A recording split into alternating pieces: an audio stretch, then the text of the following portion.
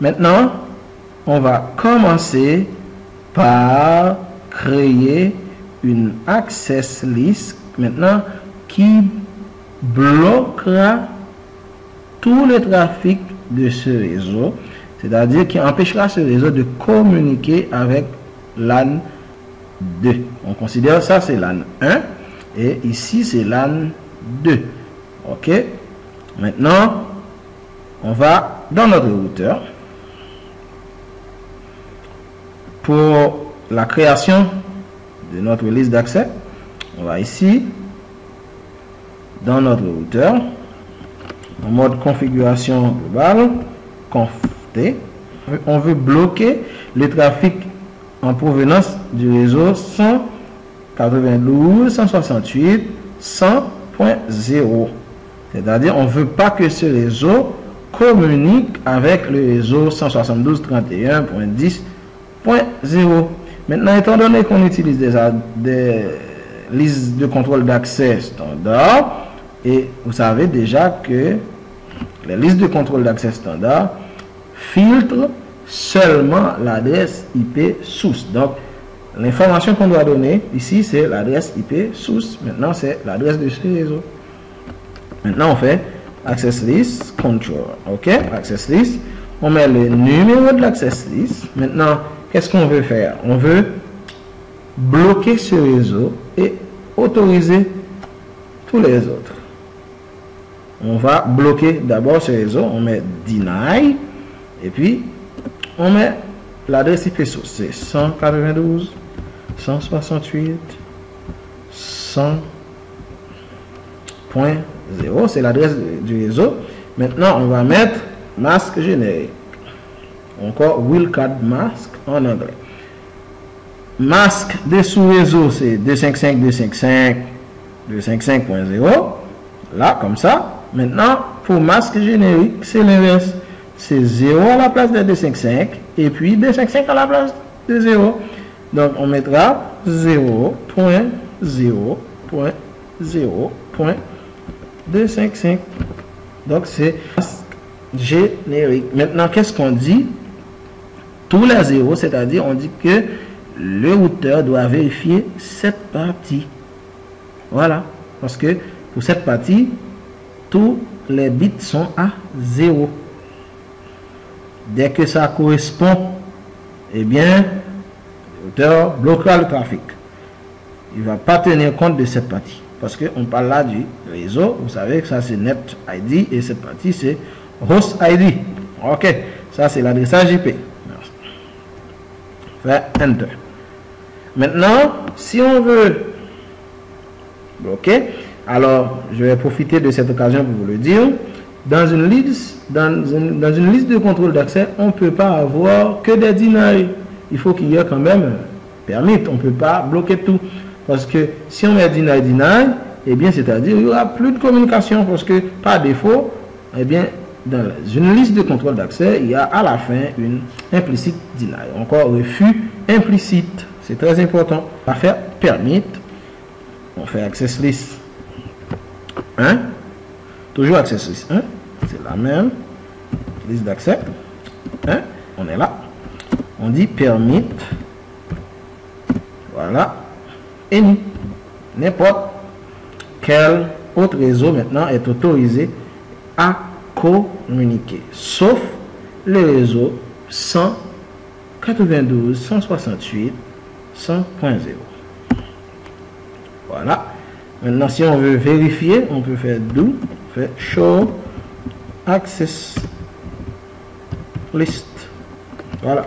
Show access list. Do show access list. Voilà, c'est écrit standard access list 1. La première ligne, voilà, je vous l'ai dit, ça c'est de 10 en 10 par défaut. La première ligne c'est 10, ligne 10, deny network. Ça va bloquer le réseau 192.168.100.0. Et puis, ça va autoriser n'importe quel autre réseau. Maintenant, est-ce que ça marche? Non. Je vais vous montrer. Il ne suffit pas de créer une liste de contrôle d'accès.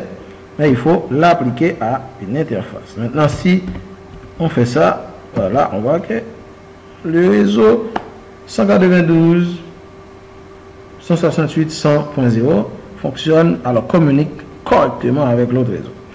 Pour terminer, pour pouvoir mettre vraiment la liste de contrôle d'accès en service, il faut l'appliquer sur une interface. On dit que le positionnement de la liste est vraiment important.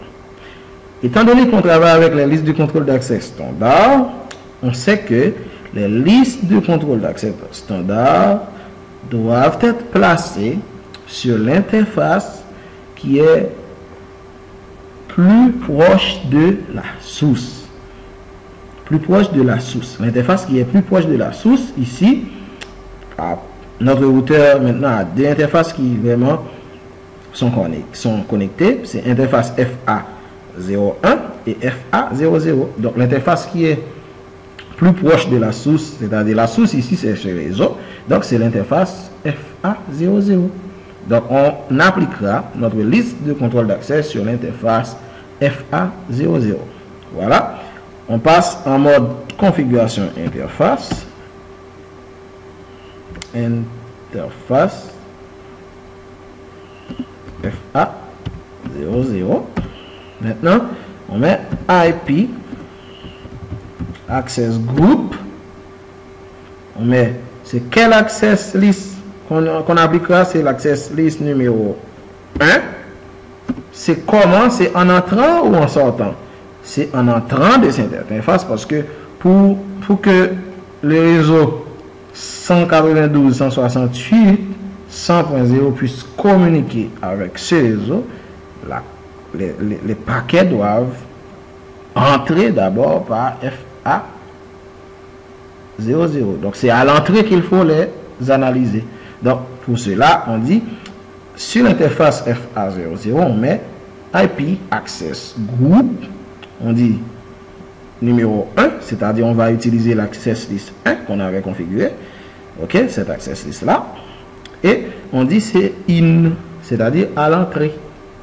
On fait enter. Maintenant, il faut modifier, faire do white, parce qu'on est en mode configuration d'interface. Maintenant, si on veut vérifier si la communication passe, c'est facile. Tada! On voit que destination host unreachable, c'est-à-dire il n'y a aucune communication possible maintenant entre les réseaux 192.168.100.0 et ce réseau. On peut vérifier avec les deux PC pour confirmer.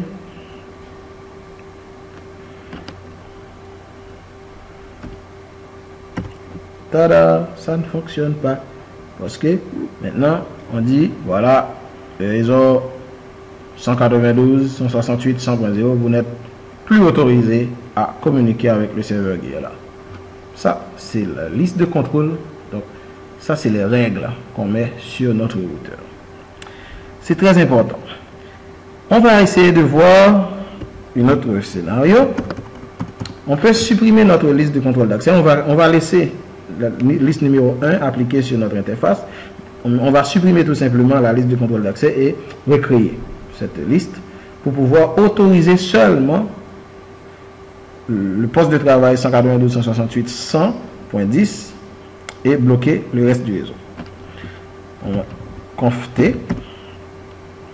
on fait no access list 1. Maintenant, c'est plus là. Si on fait de show access list, on va voir qu'il y a rien. Donc, c'est-à-dire il n'a pas d'access list maintenant. Qu'est-ce qu'on peut faire? On va autoriser d'abord cette adresse et puis on va bloquer le reste du réseau. Eh bien, on va bloquer tout le reste. Donc, on ne va pas identifier le reste. On va dire que c'est seulement cet ordinateur qui peut communiquer avec l'extérieur et les autres seront, en local. Ok. Qu'est-ce qu'on fait? On met access list On va garder le même numéro. On dit permit. On avait parlé de host. C'est très important. Si c'est un ordinateur spécifique qu'on veut bloquer ou autoriser, c'est pas la peine de mettre un masque générique. Ok, on peut utiliser host et puis on met l'adresse IP de l'ordinateur qu'on veut autoriser ou encore qu'on veut bloquer.